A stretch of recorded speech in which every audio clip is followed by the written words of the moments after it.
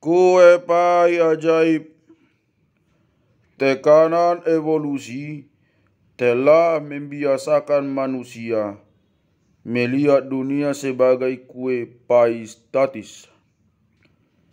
Jika seseorang mendapatkan potongan pai lebih besar, seseorang yang lain tak terelakkan mendapatkan potongan yang lebih kecil. Satu keluarga atau satu kota tertentu mungkin makmur, tetapi manusia secara keseluruhan tidak akan memproduksi lebih dari yang diproduksi hari ini. Dengan demikian, agama tradisional seperti Kristen dan Islam mencari cara-cara untuk mengatasi masalah kemanusiaan dengan bantuan sumber daya yang tersedia, entah dengan redistribusi kue atau dengan menjanjikan kue di langit. Sebaliknya, modernitas didasarkan pada keyakinan kuat bahwa pertumbuhan ekonomi tidak hanya dimungkinkan, tetapi mutlak penting. Doa, amal baik, dan meditasi mungkin membuat nyaman dan menginspirasi, tetapi problem seperti kelaparan, wabah, dan perang hanya bisa diatasi melalui pertumbuhan. Dogma fundamental ini bisa diringkas menjadi sebuah ungkapan sederhana. Jika Anda memiliki satu problem, Anda mungkin membutuhkan lebih banyak barang, dan dalam rangka memiliki lebih banyak barang, Anda harus berproduksi lebih banyak. Para politisi dan ekonom modern menekankan bahwa pertumbuhan penting karena 3 alasan. Pertama, ketika kita memproduksi lebih banyak, kita bisa mengonsumsi lebih banyak, menaikkan standar kehidupan, dan konon menikmati kehidupan yang lebih bahagia. Kedua, selama manusia berkembang biak, pertumbuhan ekonomi dibutuhkan hanya untuk tetap pada kondisi semula. Misalnya di India, tingkat pertumbuhan populasi adalah 1,2%. Itu berarti tanpa ada perluasan ekonomi, India setiap tahun sekurang-kurangnya sekurang-kurangnya 1,2%, pengangguran akan naik, gaji akan turun, dan rata-rata standar hidup akan turun. Ketiga, bahkan jika jumlah penduduk India berhenti berkembang biak, dan meskipun kelas menengah India bisa puas dengan standar hidup yang ada sekarang, apa yang harus dilakukan India untuk menangani 100 juta penduduknya yang didera kemiskinan? Jika ekonomi tidak tumbuh, maka kue pai tetap dalam ukuran yang sama. Anda bisa memberi lebih banyak kepada orang miskin hanya dengan mengambil sebagian dari orang kaya. Itu akan memaksa Anda untuk mengambil pilihan yang sangat sulit dan mungkin menyebabkan kemarahan dan bahkan kerusuhan. Jika Anda ingin menghindari pilihan-pilihan sulit, kemarahan, dan kerusuhan, Anda perlu memperbesar kue pai. Modernitas telah menjadi mantra lebih banyak untuk mengatasi hampir semua problem publik dan privat, dari fundamentalisme religius, otoritarianisme dunia ketiga, sampai ke urusan kegagalan pernikahan. Kalau saja negara-negara seperti Pakistan dan Mesir bisa mempertahankan tingkat pertumbuhan yang sehat, warga negara mereka akan menikmati manfaat dari mobil pribadi dan kulkas yang penuh isi, dan akan lebih memilih jalan kemakmuran duniawi ketimbang janji angin surga kaum-kaum fundamentalis. Demikian pula, pertumbuhan ekonomi di negara-negara seperti Kongo dan Myanmar akan menghasilkan kelas menengah yang lebih makmur, yang menjadi alasan kokoh bagi demokrasi liberal. Dan dalam kasus pasangan yang tidak puas, pernikahan seharusnya bisa diselamatkan kalau saja mereka mampu membeli rumah yang lebih besar, sehingga tidak harus berbagi uang dengan kantor kumuh, membeli mesin cuci piring, sehingga mereka bisa berhenti bertengkar soal siapa yang giliran mencuci piring, dan mengikuti sesi-sesi terapi mahal sepekan 2 kali. Dengan demikian, pertumbuhan ekonomi telah menjadi titik temu krusial di mana hampir semua agama, ideologi dan gerakan modern bisa bertemu. Uni Soviet dengan rencana 5 tahunannya yang megalomaniak terobsesi dengan pertumbuhan, sebagaimana kebanyakan baron perampok Amerika yang paling kejam. Sebagaimana orang Kristen dan Islam percaya pada surga dan berselisih tentang bagaimana cara sampai ke sana, selama perang dingin kaum kapitalis dan komunis percaya dengan penciptaan surga di bumi melalui pertumbuhan ekonomi dan hanya bertengkar tentang metode pastinya. Kini kaum Hindu revivalis, kalangan Muslim saleh dan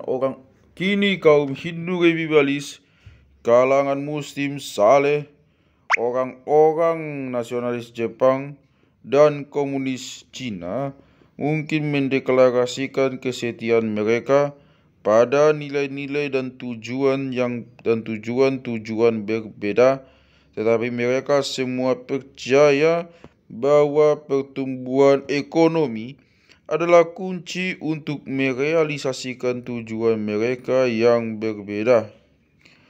Pada 2014, pemeluk Hindu taat Narendra Modi terpilih menjadi Perdana Menteri India, terutama berkat keberhasilannya mendorong pertumbuhan ekonomi di tanah kelahirannya, negara bagian Gujarat, dan berkat pandangan yang diterima secara luas bahwa hanya dia yang mampu menggiatkan kembali ekonomi nasional yang lamban. Pandangan serupa juga membuat tokoh Islamis Recep Tayyip Erdogan bisa bertahan ditampuk kekuasaan di Turki sejak 2003. Nama partainya, Partai Keadilan dan Pembangunan, menegaskan komitmennya pada pembangunan ekonomi, dan pemerintahan Erdogan sungguh-sungguh berhasil mempertahankan tingkat pertumbuhan yang mengesankan selama lebih dari 1 dekade.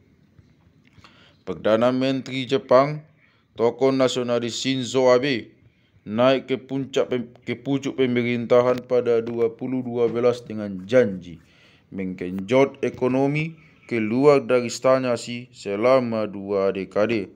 Langkah-langkahnya yang agresif dan agak tidak lazim untuk mencapai ini dijuluki Abenomics. Sementara itu di negara tetangganya Cina, Partai Komunis masih berpura-pura setia pada cita-cita Marxis-Leninis, tetapi dalam praktiknya dibimbing oleh petua terkenal Deng Xiaoping bahwa pembangunan hanyalah setengah kebenaran dan bahwa tak ada bedanya apakah kucingnya hitam atau putih selama ia bisa menangkap tikus. Artinya dalam bahasa sederhana, lakukan apapun yang perlu dilakukan untuk mendorong pertumbuhan ekonomi, sekalipun jika Marx dan Lenin tidak akan senang dengan itu. Di Singapura, karena memang cocok negara kota yang pragmatis itu, mereka menjalankan garis pemikiran ini bahkan lebih jauh dan mengaitkan gaji menteri dengan PDB. Ketika ekonomi Singapura tumbuh, para menteri pemerintah mendapat gaji karena pekerjaan mereka memang untuk itu. Obsesi pada pertumbuhan ini mungkin tampak terbukti dengan sendirinya, tetapi hanya karena kita hidup dalam dunia modern. Pada masa lalu tidak seperti ini. Para maharaja India, para sultan Ottoman, para shogun Kamakura, dan para kaisar Han jarang mempertaruhkan keberuntungan politik mereka untuk memastikan pertumbuhan ekonomi. Bahwa Modi, Erdogan, Abe, dan Presiden Cina Xi Jinping mempertaruhkan karir pada pertumbuhan ekonomi, membuktikan pertumbuhan telah berhasil mencapai status hampir setara agama di seluruh dunia. Sungguh tak ada salahnya menyebut keyakinan pada pertumbuhan ekonomi sebagai agama, karena kini ia memang mampu mengatasi banyak, kalau bukan sebagian besar, dilema-dilema etis kita. Karena pertumbuhan ekonomi menjadi sumber dari segala hal yang baik, yang mendorong orang untuk menguburkan pertentangan etis mereka dan menempuh jalan apapun yang bisa memaksimalkan pertumbuhan jangka panjang. Negerimu di India adalah tanah air ribuan sekte, partai, gerakan, dan guru, tetapi walaupun tujuan tertinggi mereka mungkin berbeda, mereka semua harus melewati pintu sempit yang sama, pertumbuhan ekonomi. Jadi mengapa tidak bergerak bersama untuk sementara? Credo lebih banyak dengan demikian mendesak setiap individu, perusahaan, dan pemerintah untuk mengabaikan apapun yang bisa menghambat pertumbuhan ekonomi, seperti menjaga kesetaraan sosial, memastikan harmoni ekologi, atau menghormati orang tua. Di Uni Soviet, pemimpin memandang bahwa komunisme yang dikendalikan negara adalah cara paling cepat untuk tumbuh, sehingga setiap rintangan yang mengadang kolektivisasi ditindas, termasuk jutaan tuan tanah Gulag, kebebasan berekspresi, dan laut aral. Kini secara umum orang menerima bahwa sebagian versi dari kapitalisme pasar bebas merupakan cara yang jauh lebih efisien untuk memastikan pertumbuhan jangka panjang, sehingga para taipan rakus, petani-petani kaya, dan kebebasan berekspresi dilindungi, tetapi habitat ekologis, struktur sosial, dan nilai-nilai tradisional yang menghalangi kapitalisme pasar bebas disingkirkan dan dihancurkan. Ambil contoh, seorang insinyur perangkat lunak mendapat $100 per jam bekerja untuk sebuah startup teknologi. Suatu hari, ayahnya yang sudah sepuh terkena stroke. Dia kini membutuhkan bantuan untuk berbelanja, memasak, dan bahkan mandi. Insinyur itu bisa memindahkan ayahnya ke rumah dia sendiri, berangkat kerja agak telat pada pagi hari, pulang lebih cepat pada petang hari, dan merawat sendiri ayahnya. Pendapatan dan produktivitas startup pun terdampak, tetapi ayahnya akan menikmati perawatan seorang putri yang hormat dan penuh cinta. Atau alternatifnya, insinyur itu menyewa seorang juru rawat Meksiko yang dengan upah $12 per jam akan tinggal bersama ayahnya dan menyediakan segala kebutuhannya. Itu berarti si insinyur akan tetap bekerja seperti biasa dan startupnya, bahkan karirnya serta ekonomi orang Meksiko itu meningkat. Mana yang akan dilakukan insinyur itu? Kapitalisme pasar bebas punya jawaban tegas. Jika pertumbuhan ekonomi menuntut agar dia melonggarkan ikatan keluarga, mendorong orang untuk hidup menjauh dari kedua orang tua, dan mengimpor juru rawat dari belahan dunia yang lain, maka itu yang harus dilakukan. Namun jawaban ini melibatkan suatu pertimbangan etis, tidak hanya pernyataan faktual. Ketika beberapa orang ahli dalam rekayasa perangkat lunak sedangkan yang lain mencurahkan waktu untuk merawat orang jompo, kita jelas bisa memproduksi lebih banyak perangkat lunak dan memberi perawatan profesional kepada orang tua. Namun, apakah pertumbuhan ekonomi lebih penting daripada ikatan keluarga? Dengan memasuki urusan pengandaian soal ketetapan etis semacam itu, kapitalisme pasar bebas tetap menyeberang dari ranah sains ke ranah agama. Sebagian besar kaum kapitalis mungkin tidak akan menyukai label agama, tetapi sebagaimana yang berlaku pada agama, kapitalisme bisa sekurang-kurangnya berdiri dengan kepala tegak. Tak seperti agama-agama lainnya yang menjanjikan kepada kita kue pai di langit, kapitalisme menjanjikan keajaiban di sini, di muka bumi, dan terkadang bahkan berhasil. Harus diakui, banyak keberhasilan dalam upaya mengatasi bencana, kelaparan, dan wabah adalah berkat keyakinan kokoh kapitalis pada pertumbuhan. Kapitalisme bahkan berhak atas pujian-pujian yang terkait dengan berkurangnya kekerasan manusia dan meningkatnya toleransi serta kerjasama. Seperti yang akan dijelaskan pada bab berikutnya, ada faktor-faktor tambahan yang bermain di sini. Tetapi kapitalisme benar-benar memberi kontribusi penting bagi harmoni global dengan mendorong orang untuk berhenti memandang ekonomi sebagai pertarungan hidup mati yang intinya keuntungan Anda adalah kerugian saya, bukan situasi sama-sama untung, di mana keuntungan Anda juga keuntungan saya. Pendekatan keuntungan timbal balik ini mungkin membantu harmoni global jauh lebih besar dibandingkan abad-abad khotbah Kristen tentang mencintai tetangga dan tak membalas serangan orang lain. Dari keyakinannya pada nilai tertinggi pertumbuhan, kapitalisme merumuskan ayat nomor 1. Engkau harus menginvestasikan keuntunganmu untuk meningkatkan pertumbuhan. Hampir sepanjang rentang sejarah, para pangeran dan pendeta membuang-buang kesempatan keuntungan mereka pada karnaval-karnaval flamboyan, istana-istana megah, dan perang-perang yang tak perlu. Atau paling tidak, mereka menaruh koin-koin emas di sebuah peti besi, menggemboknya, dan membendam di bawah penjara bawah tanah.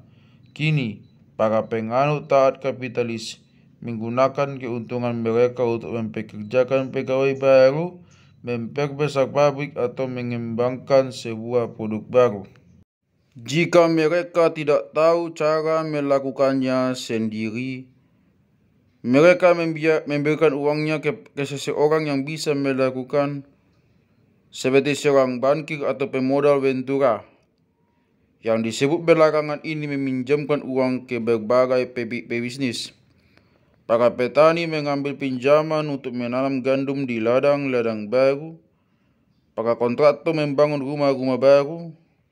Korporasi energi mengeksplorasi ladang-ladang minyak baru. Dan pabrik senjata mengembangkan senjata-senjata baru. Keuntungan dari semua aktivitas ini memungkinkan para pebisnis melunasi pinjaman berikut bunganya. Sekarang kita hanya memiliki lebih banyak gandum, rumah, minyak, dan senjata, tetapi juga lebih banyak uang yang bisa dipinjamkan kembali oleh bank dan lembaga pengelola dana. Roda ini tidak akan pernah berhenti berputar, paling tidak menurut kapitalisme. Kita tidak akan pernah mencapai sebuah momen ketika kapitalisme berkata, sudah, pertumbuhan sudah cukup, kita kini bisa tenang. Jika Anda ingin tahu mengapa roda kapitalis tak mungkin pernah berdiri, tak mungkin pernah berhenti, bicaralah selama 1 jam dengan seorang rekan yang telah mengumpulkan uang $100 ribu dan bertanya, harus diapakan uang itu? Bank menawarkan tingkat bunga yang begitu rendah. Begitu dia mungkin akan mengeluh, saya tidak ingin menempatkan uang saya dalam rekening tabungan yang membayar tak sampai 0,5% per tahun. Mungkin saya bisa menghasilkan 2% di obligasi pemerintah. Sepupu saya Richie membeli sebuah flat di Seattle tahun lalu dan sudah mendapat keuntungan 20% dari investasinya. Mungkin saya harus pergi ke real estate juga untuk tapi semua orang bilang ada gelembung real estate baru. Jadi bagaimana menurutmu kalau pasar saham? Seseorang memberitahu saya transaksi terbaik hari adalah membeli ETF, Exchange Trade Fund, dana investasi yang diperdagangkan di bursa saham, yang membuntuti negara-negara yang muncul sebagai kekuatan ekonomi baru seperti Brasil atau China. Saat jeda untuk bernapas, cobalah bertanya, oke, mengapa kau tak puas dengan $100 ribu? Dia akan menjawab pertanyaan Anda lebih baik dari yang bisa saya berikan. Mengapa kapitalisme tidak akan pernah berhenti? Pelajaran hari ini bahkan menyibukkan anak-anak dan remaja melalui game-game kapitalis yang ada di mana-mana. Permainan pamodern seperti catur, melambangkan sebuah ekonomi yang stagnan. Anda memulai sebuah permainan catur dengan 16 buah catur, dan Anda tidak pernah mengakhiri permainan dengan menambah buah catur.